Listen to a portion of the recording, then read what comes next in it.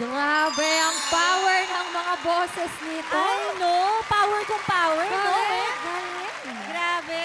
Ay, okay. Medyo nagiging emotional sila ngayon. Nako, eto na nga itatanong ko. May dagdag pressure ba sa performance nyo ngayon dito sa qualifying rounds? Yung pagkanta, yung kanta na pinili nyo dahil very iconic ito. Kasi sa dami po ng mga love songs ngayon, wala po talaga kaming mapili. Pero po kasi nung narinig namin yung Power of Love, yun po yung naging parang nagbigay sa amin ng lakas kasi sa mga lyrics po, kahit anong struggles po dumaan sa amin, basta po yung pagmamahal po namin sa isa't isa, malakas po, wala pong makakatibag po nun. Wow, congratulations. Naku, tignan muna natin kung ano masasabi ng ating mga judges, starting with Miss Sushi. Yes, great song choice. Power, power couple, power vocals, power arreglo. I love it.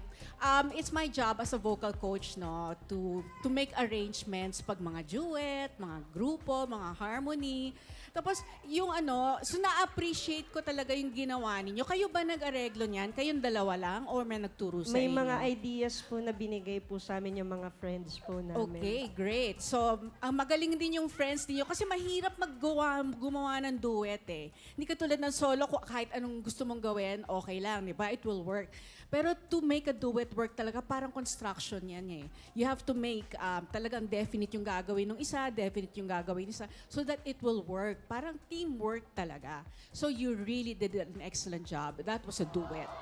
Congrats. Thank you. Miss Cookie? Katulad ng sabi ni ma'am, gandang-ganda ako sa individual ng ma'am talaga. Sa individual voice quality nyo, no, napakaganda individually. And pag nag-combine siya, ramdam mo yung uniqueness ng bawat isa. Walang nalulunod, ibig sabihin, kasi pag duet, vocally present yung pagkanta nyo, ando, naririnig mo. So, at saka na-appreciate ko din yung may parts kasi na parang tentative ka sa voicing, ano ba to, si Blue ba? Si Pat. Ayan. Basta kahit. Yung parang tentative, pero hindi mo siya pinipilit. Hindi mo siya pinipilit. So, nagpe-play safe ka na nag-work. Kasi, ibig sabihin, hindi gumugulo yung kanta. Pero andun present ka. So, gusto ko, congratulations, ang galing ng inyong performance. Of course, Miss Ima. Yung build-up from the beginning, chill lang, pero you can hear both your power voices, no?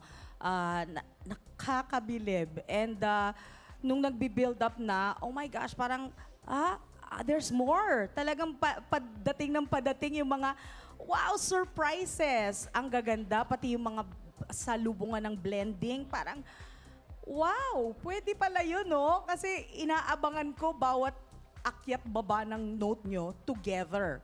But I can see na you were very focused sa mga parts nyo on your own. But then all the more, pag together na kayo, I can feel, tumayo yung buhok ko sa batok. Yun lang. Congratulations. Ang ganda ng song. Grabe. Thank you po.